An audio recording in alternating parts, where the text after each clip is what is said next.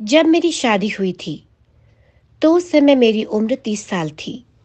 ऐसा नहीं है कि लड़के नहीं मिल रहे थे। काफ़ी लड़के मिले, लेकिन कुछ ने मुझे रिजेक्ट कर दिया और कुछ को मैंने। 30 की उम्र होते होते जवानी भी ढलने लगी थी और किसी भी कीमत में कोई लड़का शादी करता तो उनकी उम्र 30 साल से ज़्यादा होती। बनारस के अच्छे परिवार में शादी हुई। मेरे पति पढ़े लिखे और स्कूल टीचर थे। हमारे बीच प्यार था। उनका पढ़ा लिखा होना और मेरा सिर्फ 12वीं पास होना कभी हमारे बीच नहीं आया। क्योंकि मेरा परिवार काफ़ी बड़ा था तो सास ससुर ननद सभी थे। सारा दिन काम करने के बाद जब मैं अपने बहन और भाई से फ़ोन पर बात करती तो वो मुझसे बोलते कि तुम अपना ध्यान दो, सिर्फ काम मत करो। तुम्हारी शादी की गई है, तुम कोई नौकरानी नहीं हो। और मुझे भी उनकी बातें सुनकर लगता कि वो सही बोल रहे हैं। ये सिलसिला 1-2 महीने तक चला और उसके बाद अचानक से मेरे पति घर पर आते हैं और बोलते हैं कि अपनी बहन और भाई से थोड़ी कम बात किया करो। मैंने बोला, क्यों, क्या हो गया? ऐसा इस पर वो कुछ बोले नहीं, लेकिन जब वो स्कूल जाते तो मैं रात की जगह अब दोपहर में ही अपने भाई बहनों से बात करने लगी। 4-5 दिन बाद वो फिर से मुझे मना करने लगे और इस बार कहा कि ये घर तुम्हारा है, तुम्हें जैसे रहना है रहो, लेकिन किसी बाहरी का इंटरफेयर मुझे बर्दाश्त नहीं होगा। जब मैंने अगले दिन ये बात अपने भाई और बहन को बताई तो वो भड़क गए और बोले, तुम बोलो तो अभी घर आके उन्हें बताते हैं। काफ़ी भला बुरा भी बोला उनके लिए।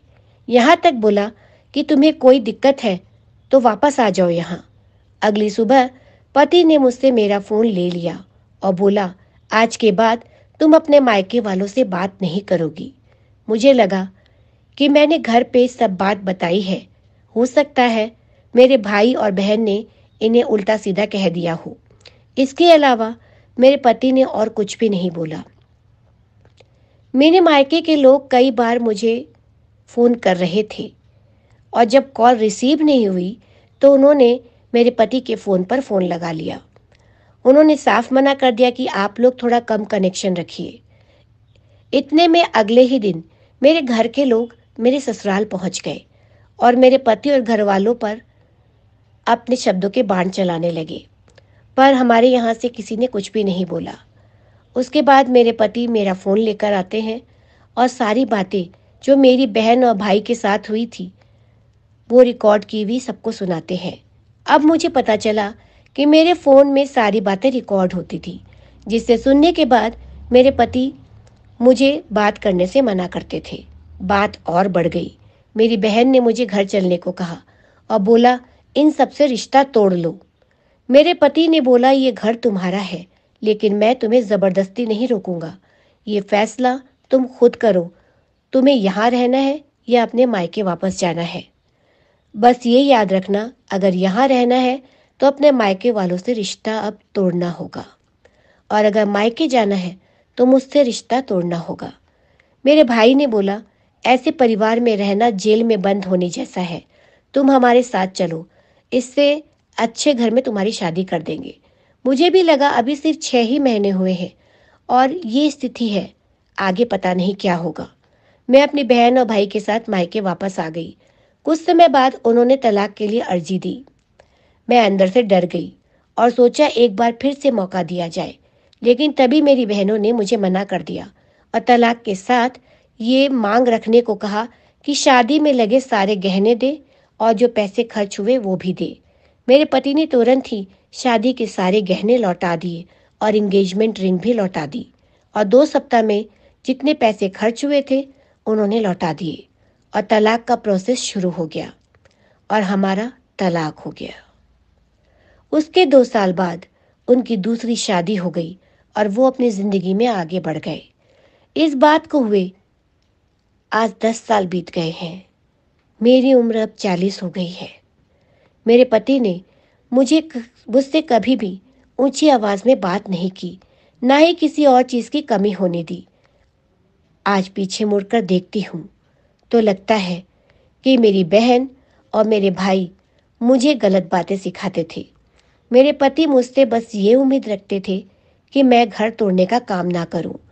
आखिरी बार भी उन्होंने मुझे ऑफर दिया था, लेकिन मैंने अपनी मूर्खता से उसे ठुकराकर उनके आत्मसम्मान को ठेस पहुंचा दी थी। तभी शादी के पैसे और गहने सब कुछ वो तुरंत वापस कर दिए। आज मैं अकेली हूँ। मेरे 2 भाई और 3 बहन हैं, लेकिन सब अपने में व्यस्त हैं।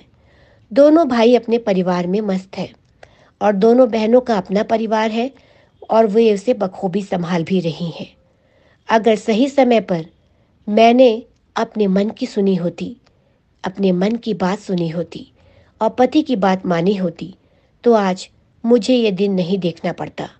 जो लोग भी मेरी इस कहानी को सुन रहे हैं, अगर उनकी शादी नहीं हुई है, ख़ास तौर पर लड़कियां, तो आप एक बात याद रखिए, आपका घर आपका ससुराल है। उसे आप पहली प्राथमिकता दीजिए, क्योंकि मायका सिर्फ माँ बाप से होता है। भाई बहन आज नहीं तो कल अपने परिवार में व्यस्त और मस्त हो जाएंगे। और अगर आप अपने भाई बहन की बात मानकर मेरी तरह अपना घर तोड़ना नहीं चाहती, तो मायके तक उतनी ही बात पहुंचाए जितनी ज़रूरी है और मायके के लोगों को भूल करके भी अपने परिवार में दखल अंदाजी ना करने दे। ये कहानी आपको कैसी लगी? किसी के जीवन की वास्तविक सच्चाई है ये, और इसे हमने सोशल मीडिया पर पढ़ा था, तो मुझे लगा कि मैं आपसे इस हकीकत को, इस वास्तविकता को साझा करूं। हमारे साथ बने रहिए, हम ऐसे ही आगे भी आपको वाकई सुनाते रहेंगे, बताते रहेंगे, जिंदगी से रूबरू कराते रहेंगे। तब तक के लिए नमस्कार।